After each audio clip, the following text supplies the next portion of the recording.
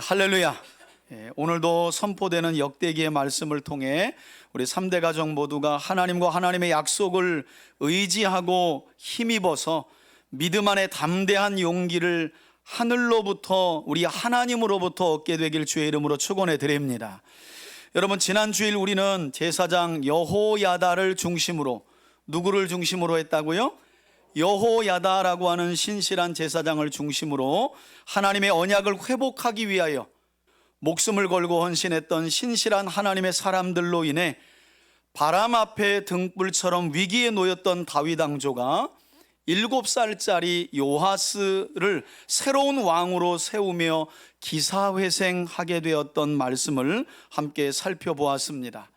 그리고 이렇게 하나님의 말씀으로 돌아가고자 했던 신실한 대제사장 여호야다의 거사가 이 반역이 성공을 거두게 되자 남유다는 지난 15년간 이어간 악한 아합 집안의 가르침을 끊어버리고 비로소 하나님께로 돌아설 수 있었다라고 성경은 말씀합니다.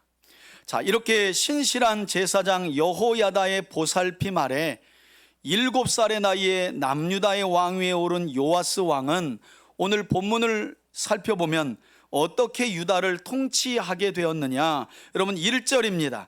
요아스가 왕위에 오를 때에 몇 살이었다고요? 7살. 지금으로 말하면 이제 막 초등학교 1학년 들어갈 때쯤에 왕위에 오른 거죠. 여러분, 다분히 우리가 상상할 수 있는 건 어린 요아스가 무슨 힘이 있었겠어요. 그에게는 고무부이자 그 당시에 대제사장이면서 죽을 수밖에 없는 요아스를 6년간 성전 안에서 숨겨 길렀다가 마침내 하나님의 언약으로 우리가 돌아가야 한다라고 의로운 거사를 일으켜 아달랴를 죽이고 요아스를 왕위에 앉힌 여호야다의 역할이 컸던 거죠. 그러니까 여러분, 사람 하나 정말 세울만 합니다. 교회는 이 가치를 잃어버리면 사실 교회로서의 사명은 다 무너지는 거예요. 그냥 나 당시에 나 혼자 믿음 잘 세우고 나 혼자 복받고 살아가야 되겠다, 이런 믿음은 여러분 하나님이 절대 기뻐하실 수 없는 믿음이에요. 우리가 좀 먹을 것 덜 먹고 조금 사용할 것 덜 하더라도 다음 세대를 위해서 무언가를 하고 무언가 드리고 어떤 좋은 전통을 마련해 놓는 것만큼 좋은 일이 없어요. 여호야다 한 사람의 헌신이 7살짜리 요아스를 세웠는데 그가, 여러분, 그 다음 이어지는 말씀을 보니까 몇 년 동안 통치를 이어간대요. 40년 동안. 여러분, 요아스가 남유다의 왕으로 등장하기까지 이스라엘의 역사를 보면 40년이 넘는 왕은 딱 2명이었어요. 한 사람은 다윗, 한 사람은 솔로몬. 지금 다윗과 솔로몬의 통치 이후 이스라엘 역사 가운데 40년이 넘는 통치를 요아스가 처음 하게 되었다는 거예요. 여러분, 통치 연수가 꼭 그 왕의 선함을 이야기하는 건 아니지만 요아스 같은 경우는 선한 통치였다라고 대부분은, 이제 끝에 가서 오늘 본문을 보면 역시 또 그가 반역하고 배역하는 일을 벌이지만 전체적으로 볼 때는 선한 왕이에요, 요아스도. 다만 여호야다라고 하는 제사장이 뭐 하는 동안? 살아있는 동안에. 여러분, 이런 내용을 보면 우리가 정말 사람 세우는데 교회는 투자를 아끼지 말아야 돼요. 여호야다의 헌신으로 세워진 요아스가 40년을 다윗과 솔로몬을 이어 유다를 다스렸다는 거죠. 그리고 더불어 성경은 이렇게 말합니다. 그의 어머니의 이름은 시비아요 부엘세바 사람이었더라. 그러면서 중요한 말씀 2절에 또한 제사장 여호야다가 세상에 사는 날 동안에, 즉 제사장 여호야다의 지도와 가르침이 요아스 왕에게 있는 동안에는 요아스가 누구 보시기에 정직하게 살았다고요?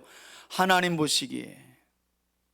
여러분, 이 말이 약간 이제 결론까지 내용을 보면 비관적으로 보일 수 있는데 저는 비관적으로만 볼 필요는 없다고 생각이 들어요. 그래도 여호야다라고 하는 걸출한 영적 제사장, 대제사장이 있었기 때문에 40년간 요아스가 선한 통치, 하나님 보시기에 선한 삶을 살 수 있었다는 거예요. 저는 그런 점에서 여러분들이 여러분의 가정 안에서 그리고 우리 3대 교회 안에서 선한 영향력을 제사장 여호야다처럼 끼칠 수 있는 사람들이 되시길 주의 이름으로 축원해 드립니다.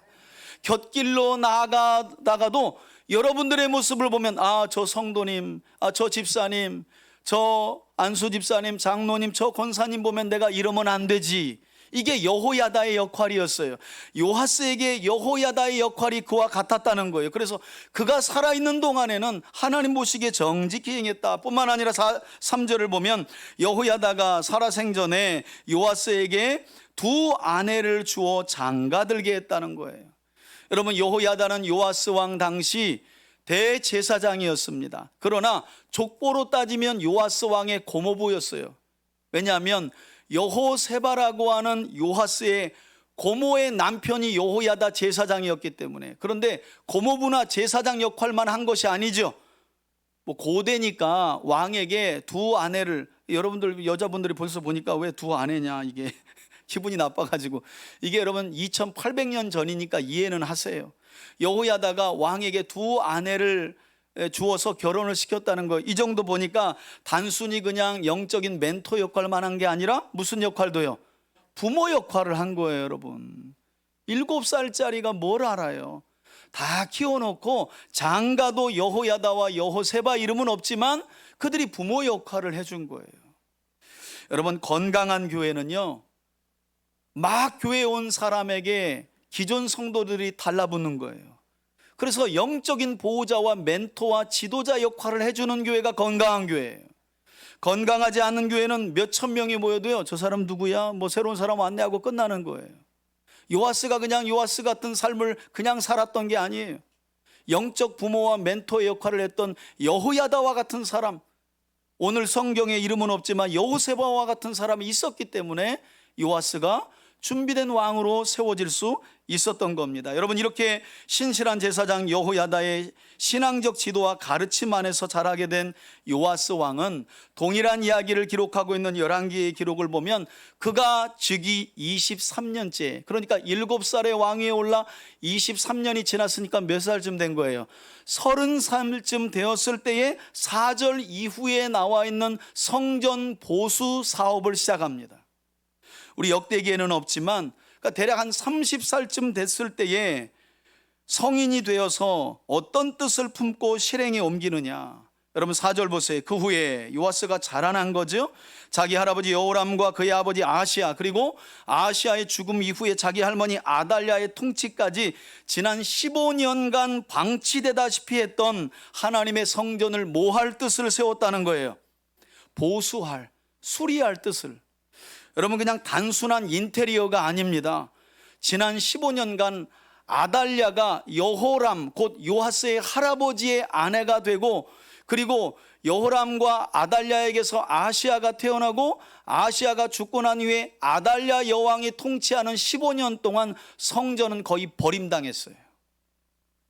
조금 있다가 본문에도 나오지만 그 정도가 아니라 성전에 만들어 놓은 기명들을 전부 다 갖다가 어디다요? 절간에다가 갖다, 우리로 따지면 부처에게 절하고 제사 드리는데 전부 다 하나님의 기명을 갖다 썼다는 거예요. 충격적인 일이죠. 그렇게 방치되다시피 했던 하나님의 성전을 보수할 계획을 누가 가졌다는 거예요? 요하스가. 여러분, 두고두고 이야기하겠지만 이 어린아이가 23년 동안 자라서 가장 먼저 한 일로, 물론 가장 먼저 한 일은 이 일이 아닐 거예요. 그런데 성경은 의도적으로 요하스 왕이 이제 왕으로서의 명실상부 어떤 정책을 실행하는데 그 첫 번째 정책이 뭐였다는 거예요? 버려져다시피 했던 하나님의 성전을 보수하고 수리하는 뜻을 가장 먼저 세웠다는 거예요. 여러분, 이거 누구의 영향력일까요? 여호야다의 영향력이었을 거예요. 여러분, 제가 아이들을 교육하잖아요. 그럼 물어봐요. 가끔 너 소원이 뭐냐? 너 뭐가 되고 싶어? 그러면 여러분, 아이들이요, 대부분 자기가 되고 싶은 거 다 누구의 영향력 아래서 어떤 소원을 이야기할까요? 자기 부모님. 제가 이전에 주일학교를 하는데, 우리 오늘 은진이 안 왔네. 은진이 오빠가 선교인데, 지금도 제가 기도하는 제 제자인데, 얘가 5학년 때예요. 4학년 때인가. 은진이가 유치원 다닐 때인데 얘 아버지가 부동산을 해요. 제가 차량 운행을 하는데 뒤에서 유치원 여동생 하나, 오빠는 3학년인가 4학년인가 대화를 해요. 제가 전도사 때 차량 운행을 하는데 뭔 대화를 하나 봤더니 그때가 막 1호선 전철이 놓여질 때예요. 오빠가 이렇게 말합니다. 야, 동생 유치원이 왜? 너 이 전철 깔리면 여기 부동산이 얼마나 뛰는 줄 알아? 제가 얼마나 놀랬겠어요. 너 이거 전철 지나가가지고 여기 땅 엄청나게 비싸진다? 여러분, 누가 한 얘기 주워 듣고 이야기하는 걸까요? 그 아버지가. 그래서 부자는 좀 됐더라고요. 제가 얼마나 놀랬겠어요. 아니, 애들끼리 뒤에서 얘기하는데 제가 전도사 차량 운행하는데 너 저기 전철 보이니까 무슨 얘기하나? 전철 보이지? 그 다음에 나오니까 여기 땅 그래서 되게 비싸진다. 여러분, 아이들은요, 부모님의 입에서 나오는 말과 부모님의 시선, 부모님의 행동에서 이처럼 절대적인 영향력을 받아요. 요아스에게는 부모가 없지만 그에게는 영적인 부모님이 있었어요. 누가요? 제사장 여호야다예요. 여호야다. 그래서 왕으로서 명실상부 가장 먼저 실행한 정책이 버려지다시피 한 성전을 내가 좀 고쳐야 되겠다. 제대로 마음먹고. 그럼 나중에 나오지만 솔로몬 왕이 처음 지었을 때의 모양을 회복했다는 거예요. 놀랍잖아요. 이게 100년 지난 일이거든요. 시간적으로만 봐도 이미 보수를 해야 할 상황인데 지난 15년 동안 아예 그냥 파괴를 해버렸다니까요. 그런 일을 요아스가 뜻을 뿜고 시작한 거예요. 야, 너는 지금 공부해야 될 때야. 딴 거 신경 쓰지 마 라고 자녀들에게 말하면 자녀는 망가져요. 여러분, 공부도 해야 하지만 하나님을 섬기고 하나님을 예배하고 찬양 가운데 하나님이 우리 자녀들에게 하나님을 향한 계획과 뜻을, 나는 하나님을 위해 이렇게 살아야 되겠다 하는 뜻도 그 시간에 우리 아이들 마음에 심어주시는 줄 믿습니다. 안타깝게도 한국교회는 아무튼 대학 갈 때까지는 부모가 모든 신앙을 다 짊어지는 거예요. 그래서 나중에 대학 가면 오나요? 안 오지요. 왜? 예배 시간마다 하나님을 경배하는 시간마다 기도하는 시간마다 하나님이 주시는 은혜로 자녀들은 내가 주를 위해 무엇을 헌신할까 어떤 뜻을 품을까 하고 뜻을 품는 시간이거든요. 제발 그런 시간들을 마련해 주시기를 바라요. 그런 시간들이 가능하도록 도와주시기를 바라요. 너는 지금 공부할 때야, 지금은 무슨 예배니 시험 기간인데, 그러면 자녀는 망가지는 거예요.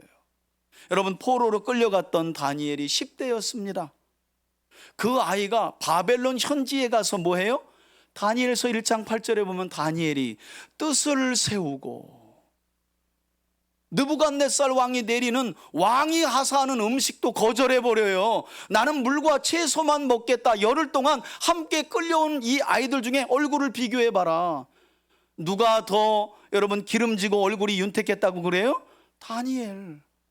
하나님 앞에 뜻을 세웠기 때문이에요.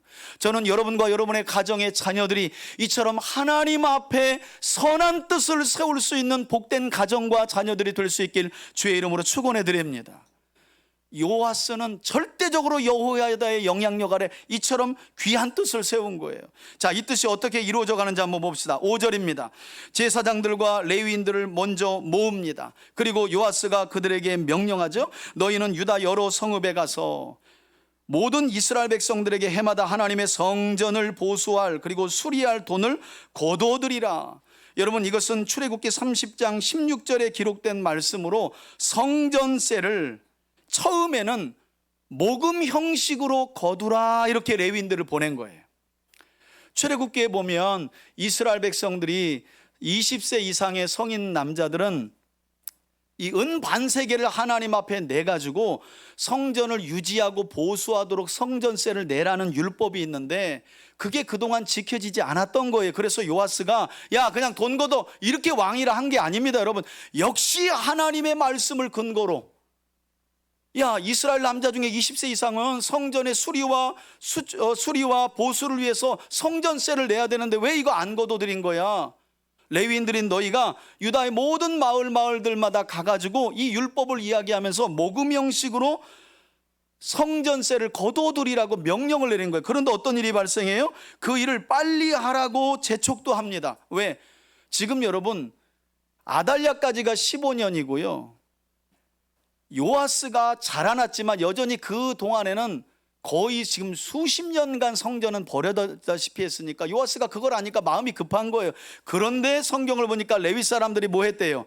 빨리 하지 아니한지라. 이만큼 유다 사회가 아달랴를 통해 여호람, 아하시야, 아달랴까지 완전히 사회만 무너진 게 아니라 성전 안 모든 예배의 질서도 어떻게 해요? 무너진 거예요. 그냥 헌금도 제대로 못 걷고, 여러분 제대로 헌금이 왜 안 거쳐졌을까요? 헌금을 바르게 사용하지 않았기 때문인 거예요. 그래서 성도들이 헌금을 안 낸 거예요. 그래서 요아스가 일단 열심을 가지고 일단 모금을 해봐라. 근데 이 모금의 명령을 레위인들도 선뜻하지 않아요. 성경에는 나와 있지 않지만 아무리 봐도 레위인들도 약간은 나사가 좀 빠져 있었던 것 같아요. 왜냐하면 그 당시는 여호람, 아하시야, 아달랴까지는 바알신을 숭배하는 제사장들이 훨씬 더 권력을 가지고 힘이 셌거든요.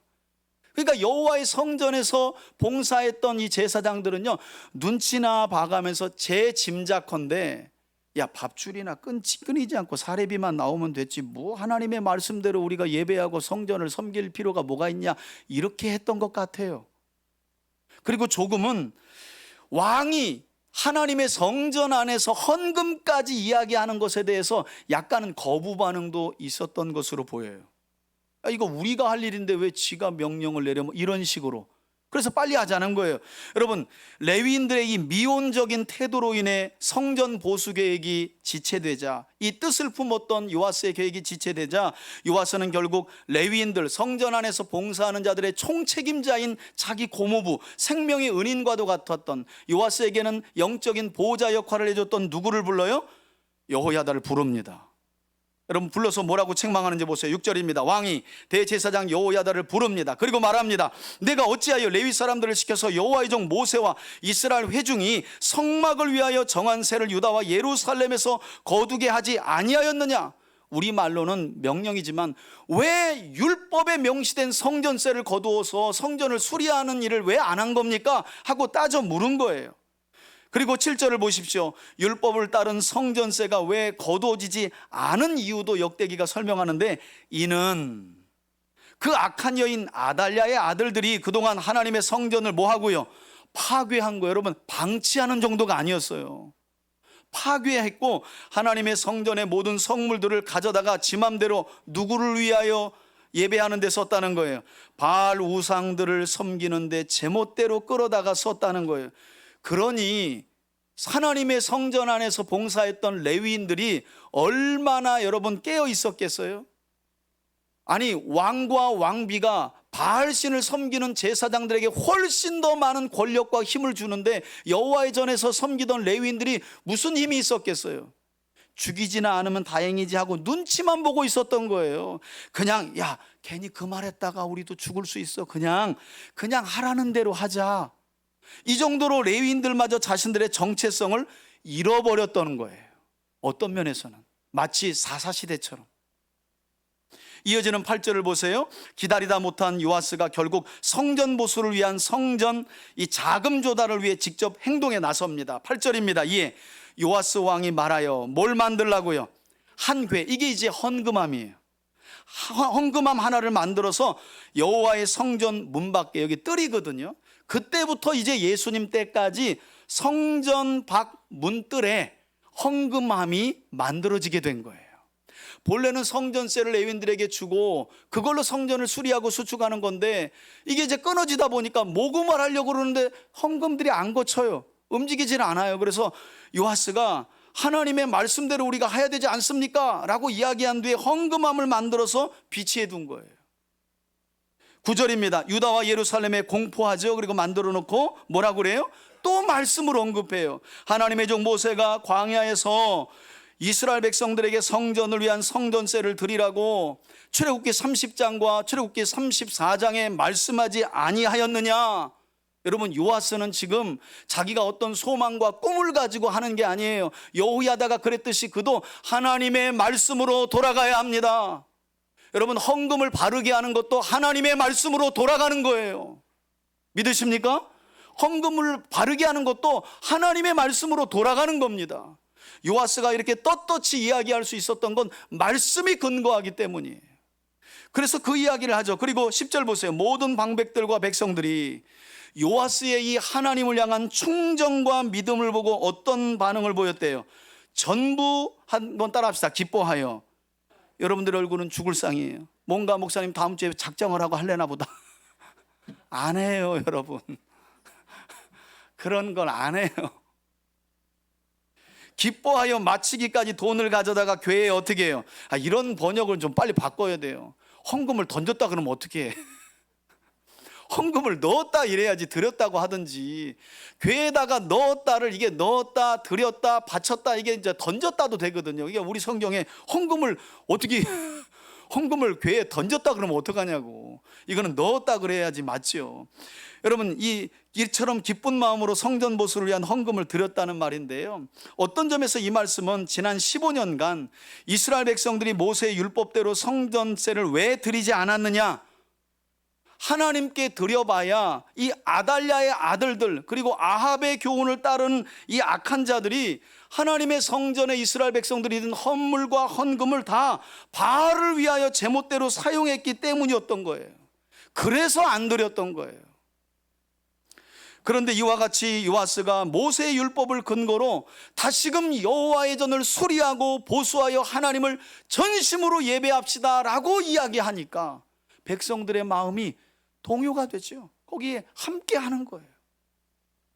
그래서 기쁜 마음으로 이처럼 자발적으로 드렸던 거예요. 제가 부교육자 생활을 11년을 넘게 했는데 간혹 안타까운 경우도 좀 많이 봤어요.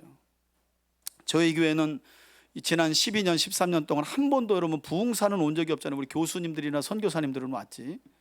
제가 부교육자로 있을 때 부흥회를 하는데요, 아침 5시에 한 번 하고 오전 10시에 한 번 하고 저녁 때 이렇게 집회해요. 근데 성도들은 참 착해. 그러면 당연히 부흥회 때마다 참석할 때마다 뭘 드려요? 헌금을 내요. 헌금을. 근데 봉투에 보면 제가 참 우리 성도들 착하다, 참 목사들보다 낫다 하는 생각이 들면서도 한 가지 안타까운 건 뭐냐면 그 헌금을 이제 드리는데 안 드리면 또 봉투가 얼마 없잖아요. 그러면 강사가 민망하잖아요. 이제 그때부터는 또 이제 약간 무서운 얘기를 하기 시작해요. 급박하는 말씀을. 그래서 여러분 그 다음날 새벽 되잖아요. 그거보다 헌금 봉투가 더 많아요. 그럼 이제 또 축복의 이야기를 해요. 그런데 나중에 헌금 개수와 보면 그 안에 얼마짜리 있을까요? 전부 다 5,000원, 10,000원이에요. 그게 적다고 말씀드리는 게 아니에요. 대부분 형식적으로. 왜? 사람들이 바보입니까, 여러분? 우리 목사님이 교회를 건강하게 세우고 우리의 신앙을 돌아보며 은혜 끼쳐 하나님께로 가까이 가도록 사람을 부른 것과, 뭐가 필요하시구나, 그거 채우려고 우리 주머니 열라고 저분 부르셨구나, 여러분 이거 모를까요? 그러니까 아직도 그런 일을 하고 있는 목회자들이 제가 너무 불쌍한 거예요. 성도들이 바보냐고요. 지금이 어느 시대인데 요아스처럼 말씀을 근거로 바른 신앙생활을 하도록 하면 여러분 성도들은요 아낌없이 주머니를 여는 줄 믿습니다. 또 주머니 열릴까 봐 아멘을 안 하시는 분들이 있어. 나도 모르게 또 주머니 열까 봐. 여러분 그래서 우리 교회 보면 헌금 봉투 중에 없는 게 뭐예요? 1,000번째 헌금 봉투 같은 경우는 없잖아요. 열왕기서에 보면 1,000번째는 1,000번이 아니라 1,000마리를 번제 태워서 하나님 앞에 한꺼번에 드린 거예요. 1,000번 숫자가 아니라. 여러분 이거 국어 국문학을 전공하는 교사들이 오면 기겁할 노릇입니다. 이거 무식해도 이렇게 무식할 수가 있나. 물론 하나님은 우리가 개떡같이 드려도 찰떡같이 알아들으셔. 그러기에 망정이지. 그래서 우리 교회는 뭐가 없어요? 성경에 근거하지 않은 헌금 봉투는 없는 거예요. 다만 없는 게 또 있죠. 매달 첫째 주일 되면 뭘 드려요? 월사 헌금을 드리죠. 장학 헌금을 드리잖아요. 여러분 역대하 31장 4절에 보면 이런 말씀이 있어요. 이스라엘에게 너희는 예루살렘에 거주하는 레위인과 제사장들에게 음식을 주어 그들이 율법에 매진할 수 있도록 하라. 그걸 저희는 저에게만 해당하는 게 아니잖아요. 저는 여러분들에게 우리 교회 공동체 안에서 사례를 봤기 때문에 우리가 목회를 꿈꾸고 교회를 세워가기 위해 헌신하는 전도사님들 그리고 신학생들을 위해서 드리자 하고 마땅히 성경이 근거가 되니까 제가 만든 거예요. 얼마든지 할 수 있죠. 얼마든지. 성경이 근거한 헌금은 얼마든지 할 수 있는 거예요. 그런데 성경이 근거하지 않는 것들을 자기 욕심 채우려고, 은혜가 먼저예요. 하나님의 감동이 먼저예요. 하나님의 말씀이 중심이 되어야 되는 거예요. 그러니까 백성들의 마음이 동요가 되잖아요. 자, 성경을 좀 더 볼까요? 요아스의 왕의 충정에 감동해서 기쁨으로 헌금을 합니다. 11절, 레위인들이 언제든지 궤를 메고 이제 헌금함이 찬 거예요. 왕의 관리에게 가지고 가서 돈이 많은 것을 보이면 왕의 서기관과 대제사장에게 속한 관원이 가서 그 헌금함을 쏟고 계수했다는 말이죠. 다시 그곳에 가져다가 두었더라. 이렇게 하여 돈을 많이 거두매. 여러분, 이제부터 사실 요아스 전까지는 하나님께 율법을 따라 드린 헌금은 제사장과 레위인들이 계수하였는데, 요아스 이때부터 이제 말하자면 행정부의 직원들이 하나님의 성전에 헌금함을 계수하는 일을 함께 하게 됩니다. 언제까지? 바벨론 포로 때까지 이게 전통이 돼버려요. 아쉬운 대목도 있죠. 제사장들과 레위인들이 바르게 하나님의 말씀을 중심으로 해서 가르치면서 이스라엘 백성들이 신앙생활을 하게 하고 헌금하게 했다면 그들이 성전 헌금을 거두고 계수하며 그걸 쓰는 일을 그들이 계속 그들의 직무로 감당했을 텐데, 그 직무를 내팽개치니까 이제 그 일을 청와대에서 행정부가 관여하게 된 거예요. 이때부터. 자, 그리고 계수한 헌금은 요아스 왕이 어떻게 집행합니까? 12절입니다. 왕과 여호야다가 그 돈을 여호와의 성전 건축 감독자에게 전해줍니다. 그랬더니 석수와 목수를 고용하게 되고요, 여호와의 성전을 보수하기 시작합니다.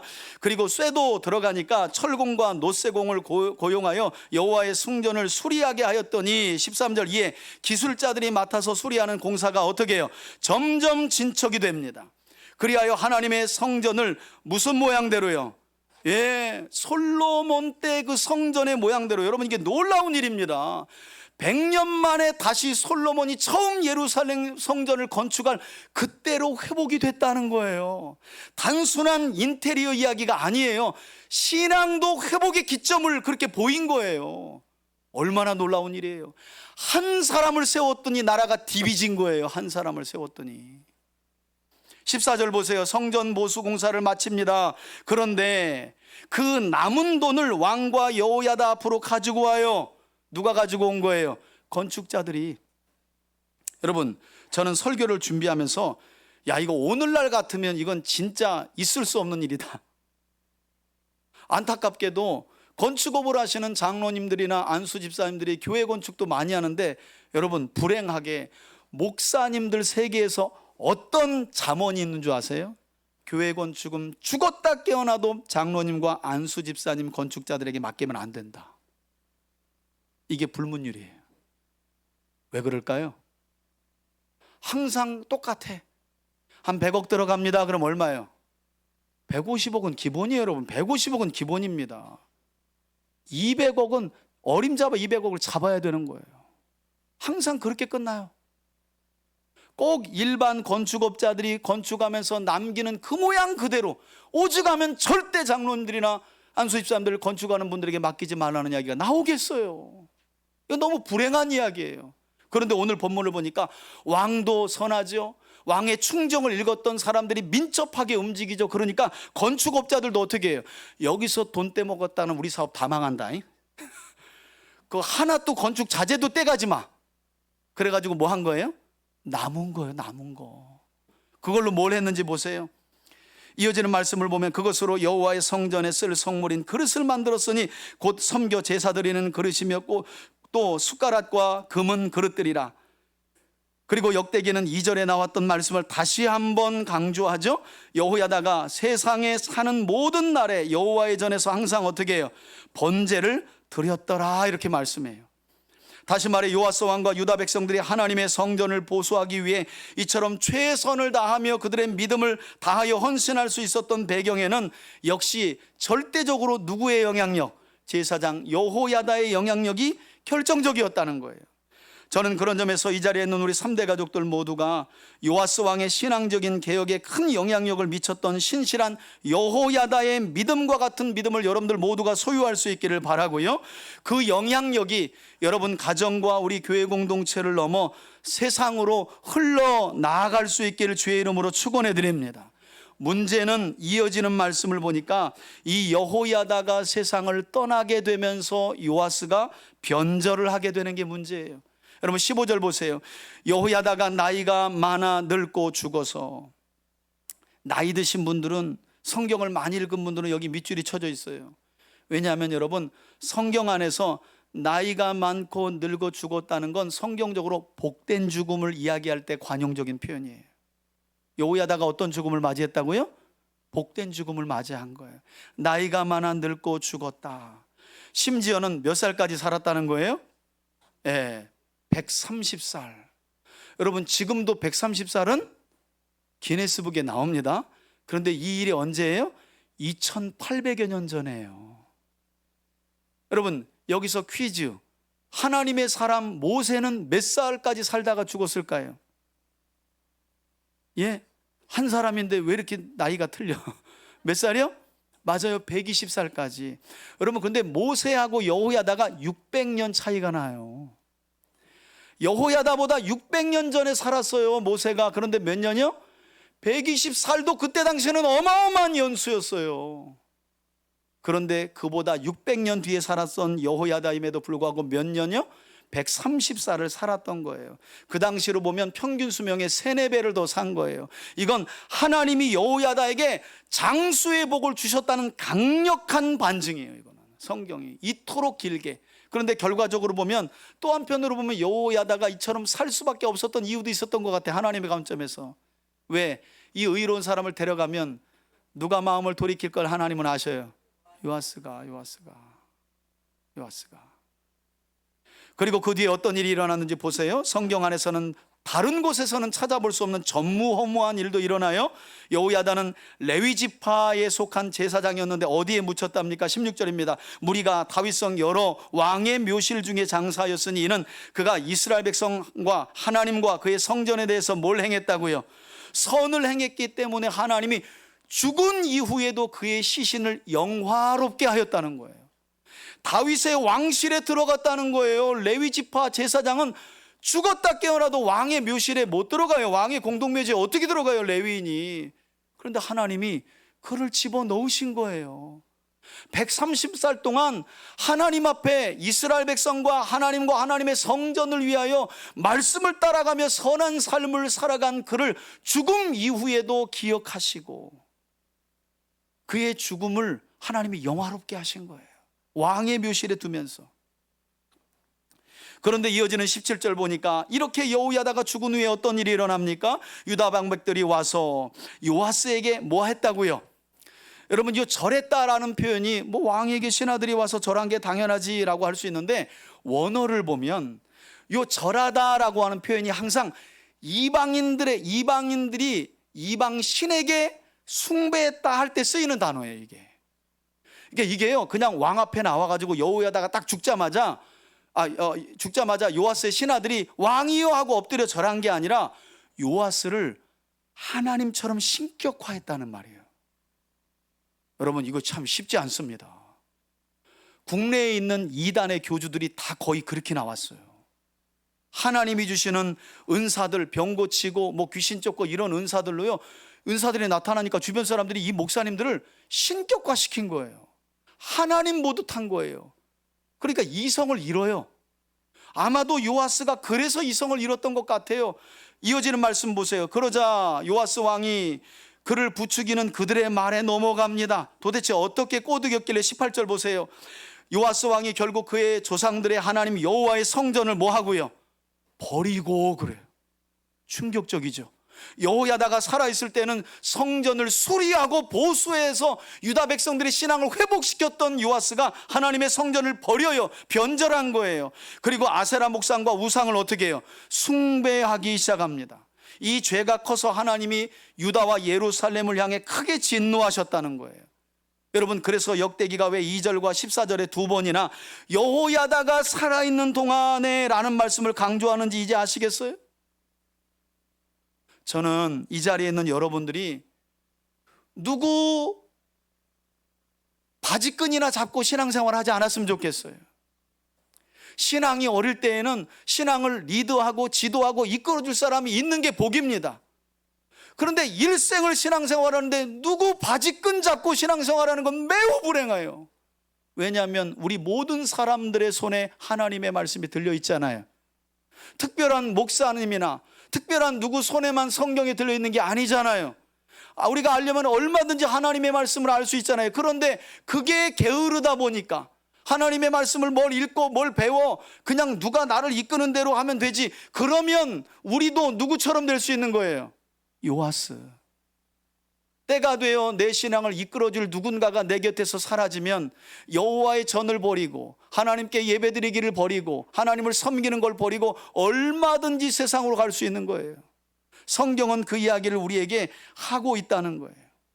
저는 그런 점에서 물론 우리 3대 가족들에게 여호야다와 같이 여러분들의 연약한 신앙을 지도해주고, 저도 그런 사람 중에 하나죠. 목회자 역할은 그런 거니까. 그러나 여러분들이 그냥 제가 죽을 때까지 지원해 주는 것만, 제가 신앙적으로 지도해 주는 것만 받아먹고 살아가서는 때가 되면 우리 결국에는 뭐가 될 수 있다는 거예요? 변절한 요아스. 그래서 중요한 게 뭐냐면, 여러분 한번 따라합시다. 자기 믿음. 이 자기 믿음을 오해하지 마세요. 자기 믿음은 내 멋대로 믿는 믿음이 아니에요. 때가 되면 누가 뭐라고 해도 하나님과 나와의 관계가 흔들리지 않는 이 자기 믿음이 여러분과 여러분 가정과 자녀들에게 있기를 축복합니다. 신앙생활을 30년 넘었는데도 누가 그러면 이리 따라갔다가 누가 저러면 저리 따라갔다가, 이건 자기 믿음이 아니에요.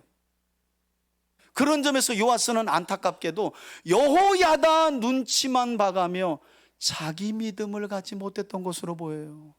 한때는 마음이 뜨거워가지고 성전도 수리했는지는 모르지만 정작 성전된 자신의 삶을 수리하고 보수하는 데는 실패해버린 거예요. 여러분, 이렇게 한번 삐뚤어진 요아스의 변절은 결국 파국을 맞이하게 되는데, 그럼에도 불구하고 하나님이 지난날 하나님의 전을 수리하고 보수했던 요아스를 긍휼히 여기셔서 19절 이후를 보면 선지자를 보내요. 19절입니다. 그러나 여호와께서 그들에게 선지자를 보내사 다시금 여호와께로 돌아오게 하려 하심에, 선지자들이 그들에게 경고하였으나 뭐 하지 않았다요? 듣지 않았다는 거예요. 그러니까 여러분, 변절과 변심과 하나님을 버리는 것은 무엇으로부터 시작한대요? 말씀을 듣지 않는 것으로부터 이미 시작되는 거예요. 여러분 꼭 기억하셔야 됩니다.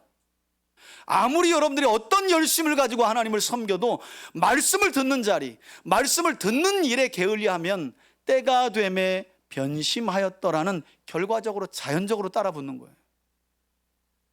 여러분, 요아스를 보면 이게 이해가 안 가잖아요. 그가 어떻게 살아남은 사람인데 이렇게까지 하지? 근데 이게 우리가 살아가는 현실의 삶이라니까요. 이게 우리 안에 내재되어 있는 또 다른 요아스의 모습이라니까요. 그래서 정신 차려야 합니다. 여러분, 누구를 보냈는지 보세요. 이렇게도 안 들으니까 20절입니다. 이에 하나님의 영이 제사장, 여기 누가 나와요? 130살에 앞서 죽은 여호야다가 나와요. 그의 아들, 여러분 스가랴는 제사장입니다. 그런데 예언자들을 요아스와 그의 신하들에게 보냈는데 안 들은 거예요. 그러니까 하나님이요 지혜를 발휘합니다. 이제 예언자가 아니라 제사장이었던 여호야다의 아들 스가랴에게 하나님의 영을 부어서, 다른 사람은 몰라도 누가 가면 말을 듣겠지, 여호야다의 아들 스가랴가 가면 요아스가 그래도 그의 말은 듣겠지 하고 스가랴에게 하나님의 말씀을 입에 넣어 보낸 거예요. 그리고 스가랴가 말합니다. 백성들 앞에 서서 그들에게 말합니다. 왜 하나님의 말씀이 이와 같습니다. 너희가 어찌하여 여호와의 명령을 거역하며 스스로 형통하지 못할 길을 걸어가십니까? 너희가 여호와를 버렸으므로 여호와께서도 너희를 뭐라고요? 버렸다는 거예요. 여러분, 이 말씀 어디서 본 것 같지 않아요? 사무엘상 15장을 보면 사울이 여호와의 말씀을 버림으로 여호와께서도 그가 왕이 되지 못하게 하셨다는 말씀, 그 말씀이에요. 하나님의 말씀을 버렸던 사울을 하나님이 왕의 자리에서 버리셨어요. 똑같은 말씀이 지금 누구에게? 요아스에게 임하고 있는 거예요. 21절을 보면 이 마지막 경고에도 불구하고 결국에는 이 요아스의 신하들이 왕과 하나가 돼가지고 무리가 함께 꾀하고 왕의 명령을 따라 겁도 없이, 여호야다가 누굽니까? 요아스가 살아남아 왕위에 있게 된 그 있기까지의 장본인 아니에요. 생명의 은인이에요. 그런데 그 생명의 은인의 아들의 말이 듣기 싫다고 그를 어디에서요? 여호와의 전 뜰 안에서 돌로 쳐서 죽였다는 거예요. 22절에 요아스 왕이 이와 같이 스가랴의 아버지, 그 다음 중요한 내용이랍니다. 여호야다가 베푼 무엇을요? 은혜를 기억하지 아니하고 그의 아들 스가랴를 죽이니, 스가랴가 죽을 때 뭐라고요? 하나님, 이 모든 상황을 아시는 주께서 감찰하시고 신원하여 주세요 하고 순교했다는 거예요. 여러분, 여호야다의 죽음 이후에 벌어진 이 요아스 왕의 변절이 쉽게 이해가 되지 않죠? 말씀드린 것처럼 여호야다는 요아스에게 생명의 은인이었잖아요. 더욱이나 그가 여호야다의 아들 스가랴를 어디서 죽였대요? 성전의 뜰에서. 여러분, 성전이 요아스에게 어떤 역할을 해줬습니까? 6년 동안 그의 생명을 보호했던 곳이었어요. 여호야다는 그런 거룩한 곳에서 아달랴를 죽이지 않기 위해서 길을 열어줘라 하고 밖으로 내보냈어요. 근데 요아스가 얼마나 간이 배 밖으로 나왔는지 거룩한 하나님의 성전 뜰 앞에서, 그것도 자신을 향해 하나님의 말씀을 전하는 여호야다의 아들 스가랴를 돌로 쳐서 때려 죽인 거예요. 여러분, 충격적이죠. 여러분들의 눈을 보니까 나는 아닌데요, 나는 아닌데요. 저는 그렇게 믿어요. 근데 여러분, 누구도 장담할 수 없다니까요.